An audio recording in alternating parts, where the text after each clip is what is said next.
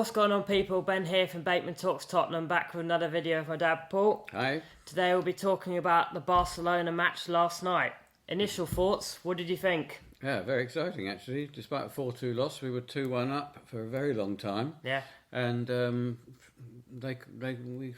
stopped them playing, basically. Yeah, I was very encouraged by the fact, other than Basuma, it was pretty much our entire B team. Yeah. And we outplayed them for pretty much the whole game until they made subs late on.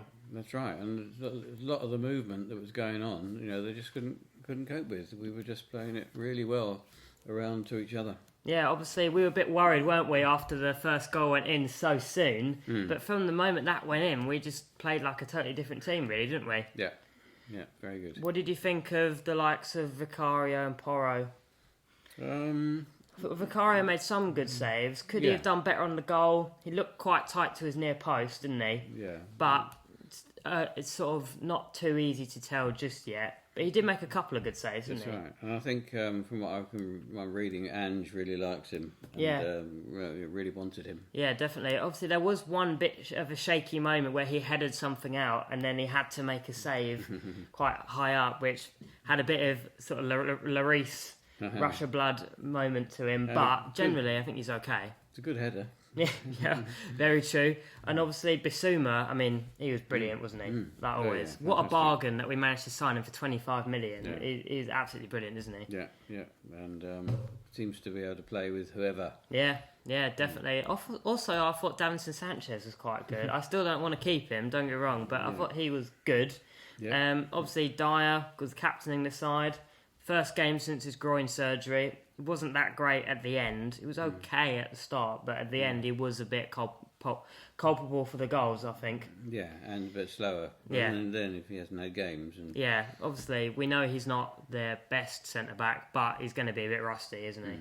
Yeah. And obviously another player that I was particularly impressed by, and if he's willing to stick around, then I think it's well worth keeping Perisic, would you? Yeah. I mean, he's been brilliant in the other games he's played, to be fair. Yeah, this style obviously suits him much better than the last season because, he wasn't doing that well last season. Yeah, he was really involved in the two goals, wasn't he? With that pass in the first one and then the cross for Ollie Skip, who obviously got a brace in the game. It was nice to see Ollie Skip score both goals, isn't it? Imagine being able to say that you played away at Barcelona and scored 2 goals. Yeah, particularly for a midfielder who's not particularly known for scoring goals, but generally he was great.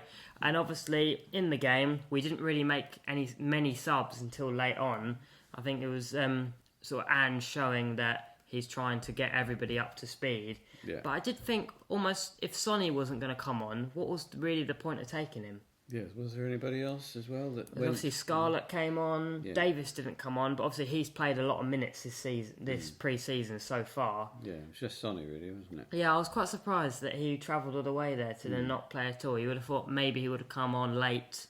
And also Lo Celso was good, wasn't he? Yeah, fantastic. Obviously he hit the post that led up to Ollie Skip's goal. Yeah, so he almost scored. Yeah. And really, for large parts of the game, we were massively in control until they made late subs at the end that kind of flipped the game on its head.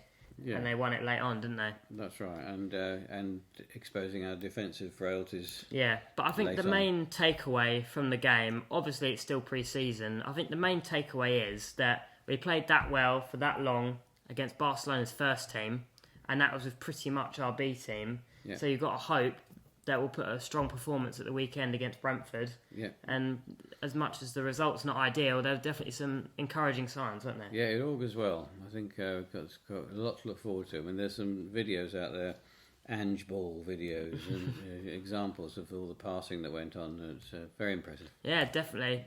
Moving on, obviously, as usual, Harry Kane news. That supposedly Bayern Munich are going to offer an offer of £94 million with potential add-ons, but if I'm honest, I don't think Spurs will accept that.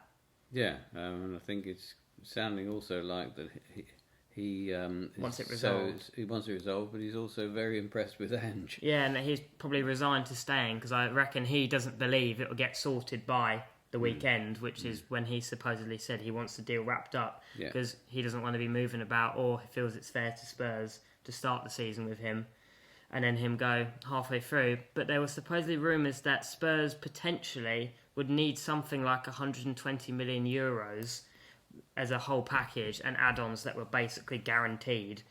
So not like, I don't know, Bayern Munich winning the treble, which in the German league might happen, but it sounds like, and understandably so, that Spurs want realistic add-ons that are likely to happen because ultimately they want their money. Yeah, that's right.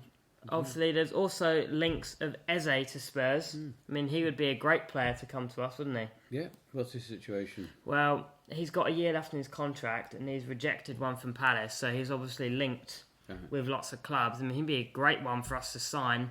The problem is, I don't think he'll come because he's so good that he doesn't really want to sit on the bench. Like, I think he's going to want first team opportunities, particularly when he's been getting into that England squad. He's not going to want to sit on the bench and not get back into the squad with international tournaments coming up, is he? No, he's not. So you could totally understand from his point of view if he didn't want to come. But it would be nice to see him come. It'd be an exciting player to see. And finally, obviously, Spurs are looking at offloading a lot of players like Japhet Tanganga, Davinson Sanchez. But with a more of a concrete movement at the moment, Joe Rodon is going to Leeds on loan at the moment with a medical scheduled tomorrow. That will be a loan with an option to buy or an obligation depending on how Leeds do this season. So you would assume that obligation will probably be if they get promoted, wouldn't you? Yeah, it's a shame he's not really had a chance to show at Tottenham what he can do. But that's the way it happens sometimes. Yeah, he's not had anywhere near as much of a chance of people like Sanchez and Dyer who haven't exactly done that well, have they? That's right. So I guess we'll just have to wait and see what happens. But as always, thank you all for watching. Me and my dad and Bateman Talks Tottenham. Don't forget to like and subscribe. And as always, come on you Spurs!